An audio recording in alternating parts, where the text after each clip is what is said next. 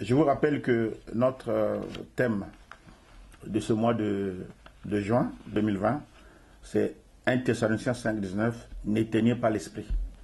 Vraiment, l'objectif de ce mois de prière, c'est que nous puissions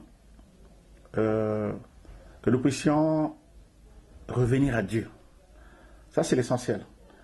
Et que pendant ce mois pendant cette période où les églises sont fermées, que personne ne se perde. Et c'est l'occasion pour nous de prier pour la nation, de prier pour nos vies. J'ai entendu quelqu'un dire que cette période que nous vivons où les églises sont fermées, c'est comme le temps d'arrêt lors d'un match de 90 minutes. 45 minutes après, l'arbitre fait une pause et après on va recommencer les 45 minutes qui restent. Donc Dieu a mis une pause. Mais nous sommes donc dans la pause, je ne sais pas, de 15 ou 20 minutes par rapport à notre vie. Et après, le match va continuer jusqu'à la fin. Pendant cette période de pause, on ne doit pas quitter le terrain. Pendant cette période de pause, on ne doit pas s'en aller. Le match n'est pas fini. Il faut donc qu'on se prépare, qu'on prenne encore d'autres conseils, tout cela, et pour pouvoir continuer après. Alors, nous allons commencer par la parole. J'aimerais aujourd'hui vous parler des autels spirituels. Les autels spirituels, c'est, vous savez, à l'époque, hein, nos patriarches, les Abraham, les Noé, les Isaac, les Jacob et tout, pour adorer Dieu, pour prier Dieu, ils construisaient un autel, un endroit où on pouvait se mettre et prier. Ils construisaient un autel. Nous allons parler de cela et nous allons voir leur importance dans la vie d'un chrétien. Leur importance pour maintenir une vie chrétienne ferme. L'autel, c'était un lieu de prière, simplement, à l'époque.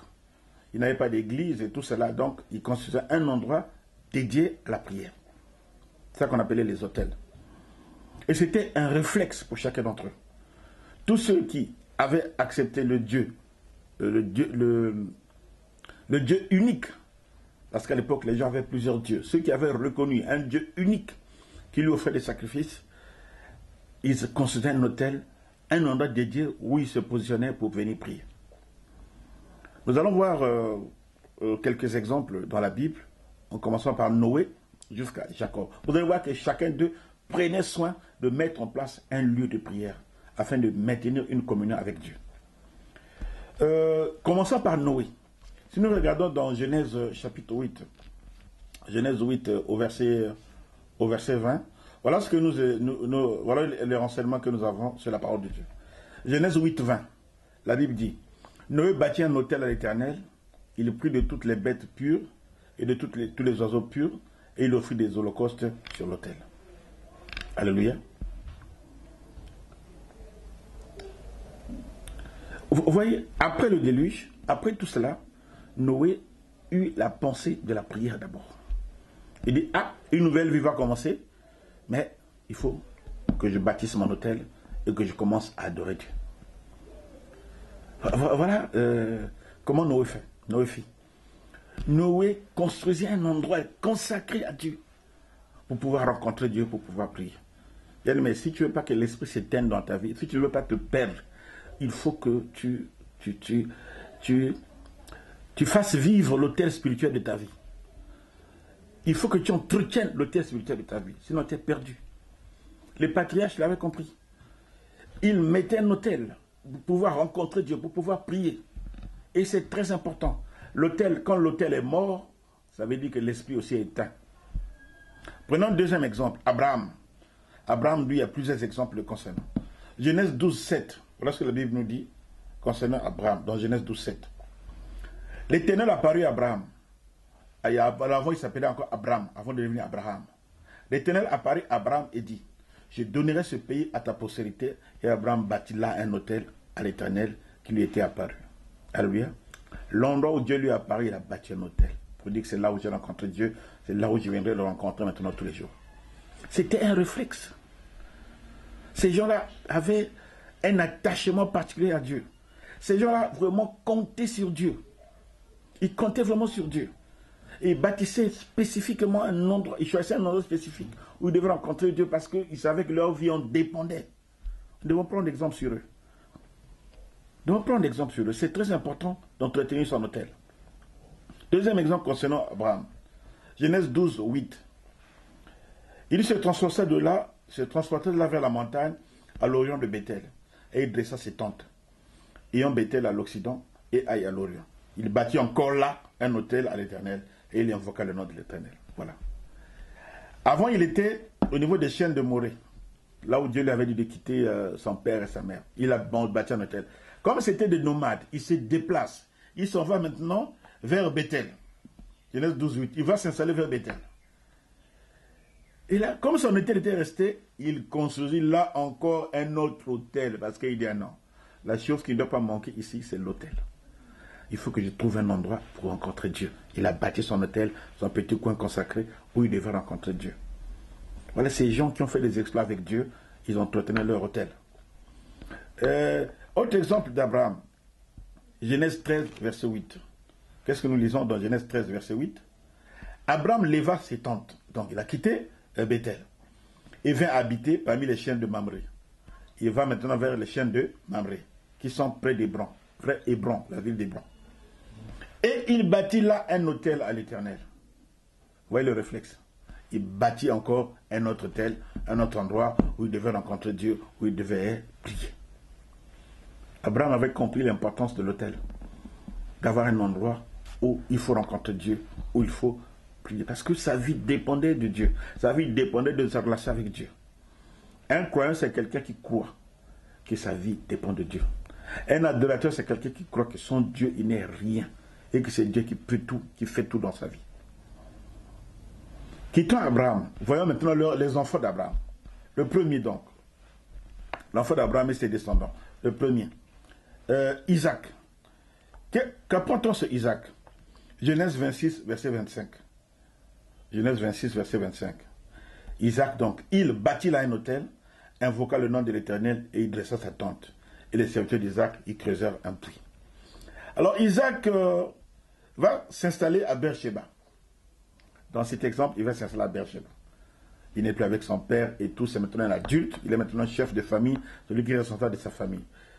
C'est un homme responsable, qui a sa femme, qui a des serviteurs, qui a des gens qui comptent sur lui. Il va s'installer dans un endroit. Premier réflexe, Isaac, il bâtit un autel. Un endroit pour rencontrer Dieu. Un endroit pour prier. Un endroit pour discuter avec Dieu. Un endroit pour traiter ses affaires avec Dieu.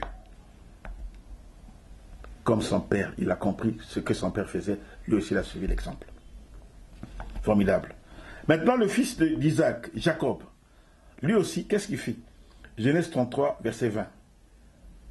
Et là, il éleva un autel qu'il appela El Elohe Israël. Jacob aussi bâtit un autel. Ça, c'est à Sichem. Quand il va s'installer à Sichem, Jacob, il bâtit là un autel.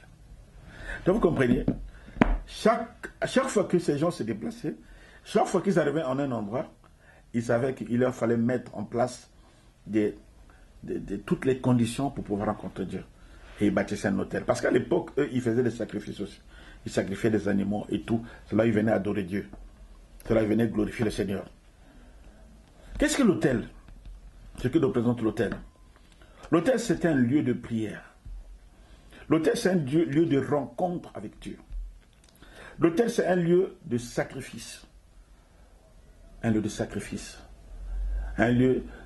Nous, ici, on appelle, à notre époque, on parle maintenant de sacrifice de louange. L'adoration, c'est un sacrifice aussi. L'autel, c'est un lieu de méditation. Un lieu où on vient réfléchir, on vient méditer, on vient réfléchir sur son avenir, sur sa relation avec Dieu. L'autel, c'est un lieu de recherche de soutien. L'autel, c'est là où tu viens chercher le soutien devant Dieu. L'autel, c'est un lieu de rechargement de la puissance spirituelle. Tu viens à l'autel pour te recharger, pour rechercher la présence de Dieu, pour rechercher de la puissance spirituelle, pour rechercher la vie de Dieu à l'autel. Et les patriarches savaient qu'ils en avaient besoin, etc., etc. Maintenant, qu'est-ce que représente l'autel pour nous aujourd'hui? La Bible dit une chose, c'est que tout lieu que foule la plante de ton pied, je te le donne en possession. Normalement, tout lieu que doit fouler la plante de ton pied, tu le transformes en autel. Cet endroit doit devenir un lieu de prière.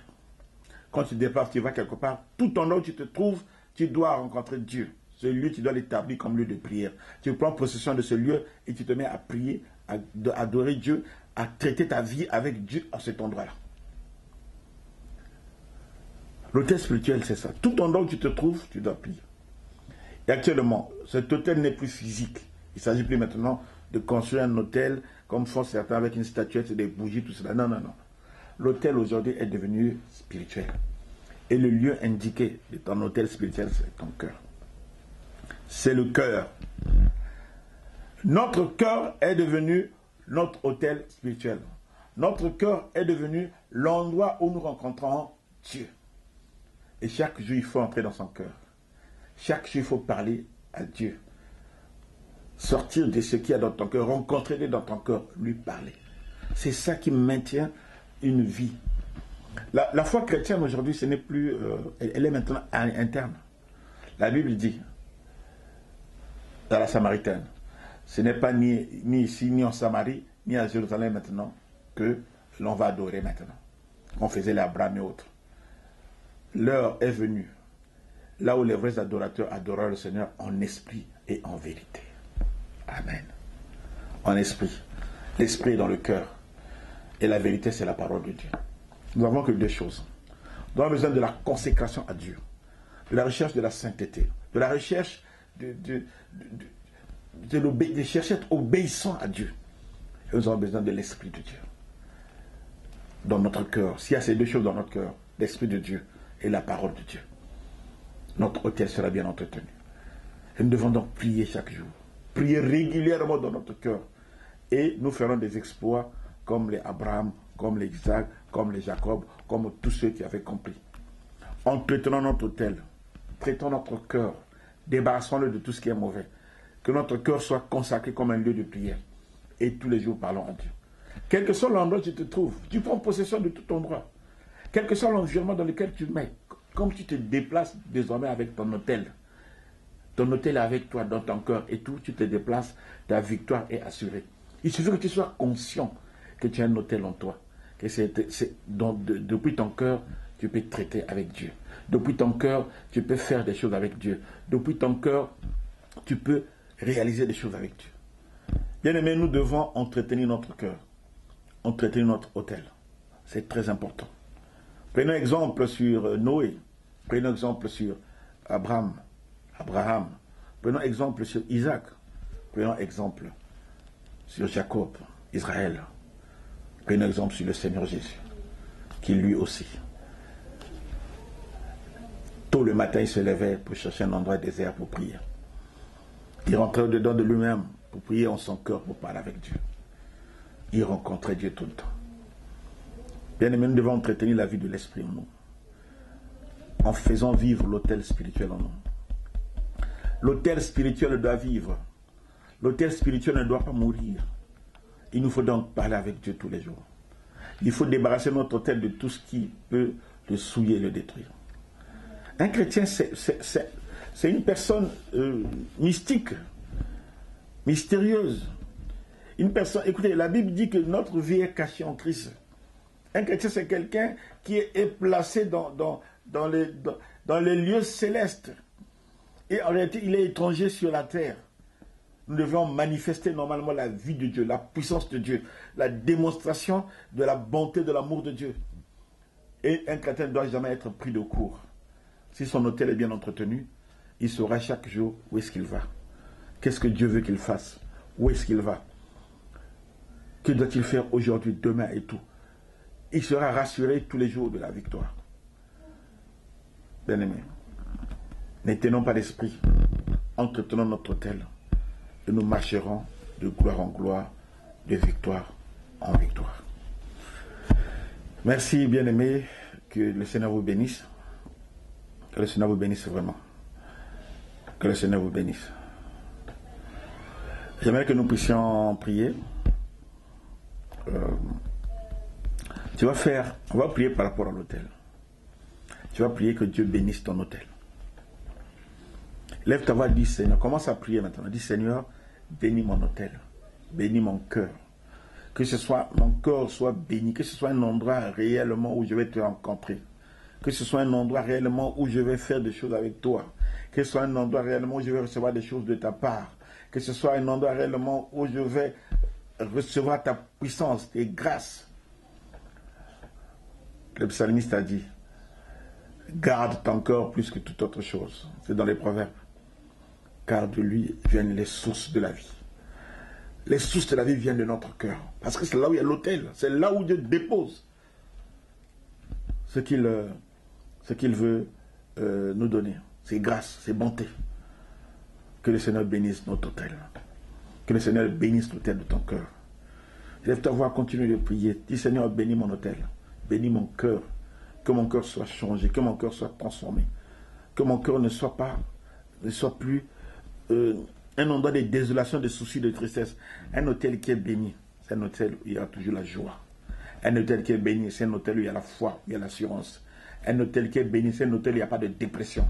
Un autel qui est béni, c'est un autel où il y a l'optimisme. Un autel qui est béni, c'est un autel qui espère en tout, qui croit en tout, qui croit que Dieu est capable de changer les choses. Un autel qui est béni, c'est un autel qui voit loin. Un autel qui se rit de l'avenir, parce qu'il sait que notre avenir ne dépend pas de nous, notre avenir dépend du Seigneur. Que le Seigneur nous bénisse. Continue de prier pour l'autel. Prie que Dieu rende ton autel puissant. Puissant. Que l'autel de ton cœur soit un autel puissant. Il y a autel et autel. Hein? Tout le monde avait son autel au temps des patriarches. Il y avait des autels puissants. L'autel d'Élie était un autel puissant. L'autel qu'Élie avait fait. Il était puissant. Il a fait descendre le feu au niveau de ton autel.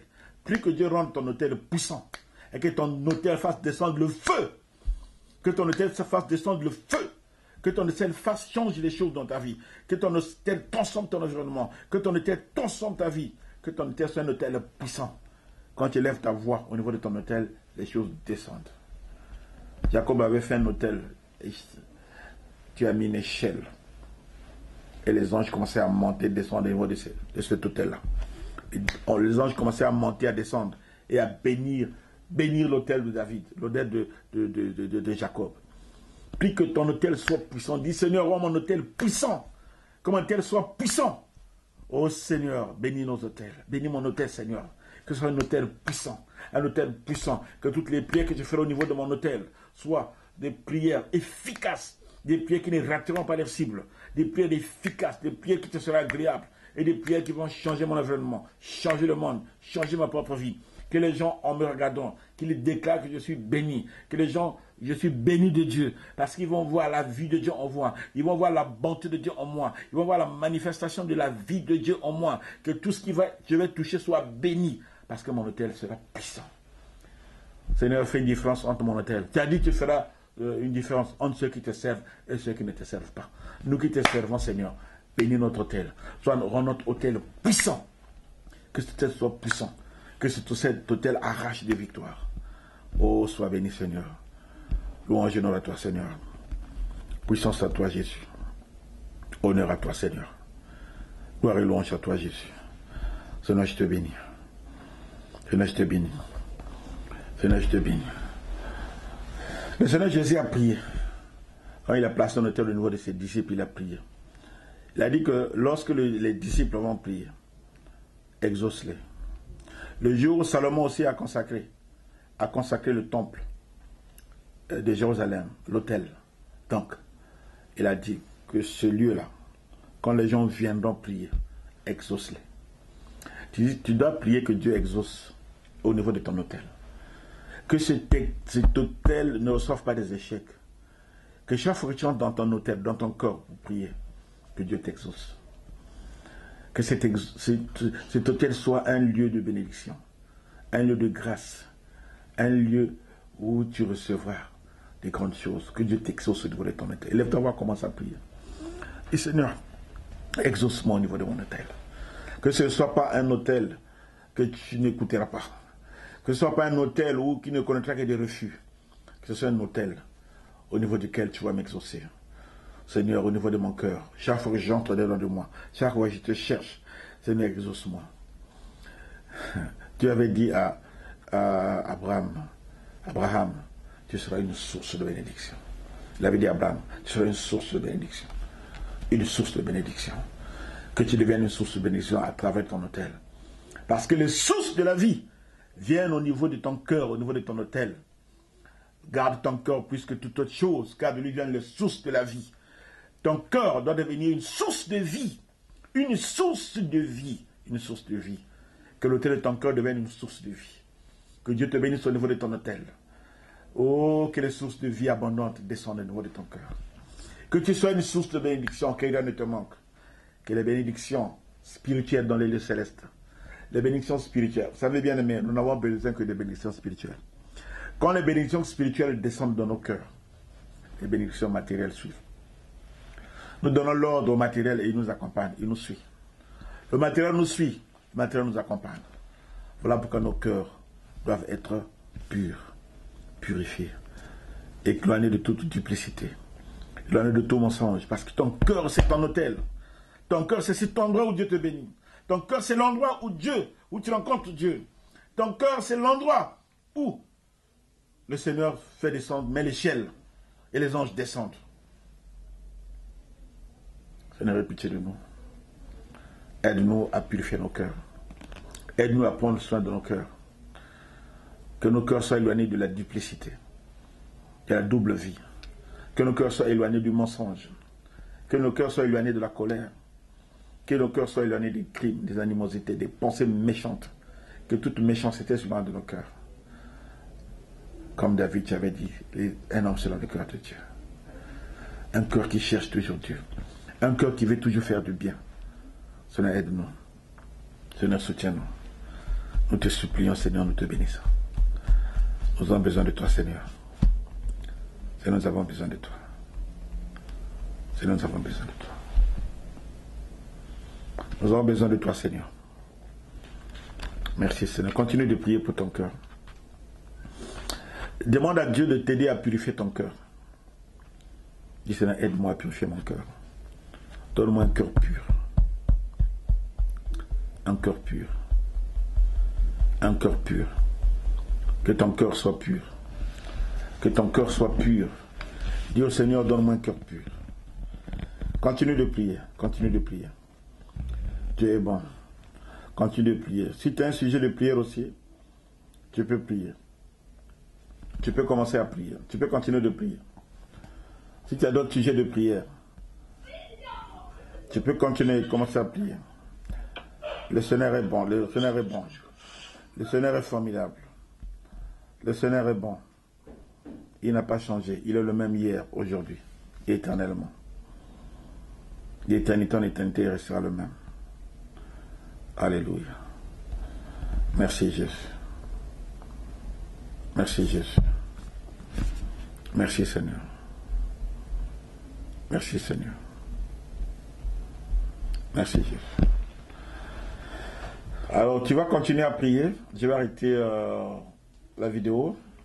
Dans cette position, tu continues de prier. Par rapport au message que tu as reçu, tu vas continuer donc ta prière. Tu vas prier donc selon le programme que nous avons donné. Prier pour tes besoins. Prier pour tes projets. Nous allons quand même prier pour la nation. Tu peux prier pour la nation. Élevons nos voix aussi, pardon. Élevons nos voix, recommandons cette nation entre les mains du Seigneur. Disons au Seigneur qu'il ne se passe rien sans que nous, tes enfants, nous l'ayons permis. Que Dieu nous donne autorité sur cette nation. Et qu'il ne se passe rien sans que Dieu ne nous donne la possibilité de gérer cela. Seigneur, accorde-nous. Tu as dit que je te donnerai les nations. Seigneur, donne-nous les nations. Pour notre pays, le Congo, nous le bénissons. Et nous n'autorisons pas le désordre dans ce pays. Nous n'autorisons pas la ruine de ce pays. Nous n'autorisons pas le chaos de ce pays. Mais nous bénissons ce pays. Car tu as dit, bénis la ville dans laquelle tu as été mis en captivité, car ton bonheur dépend du ciel.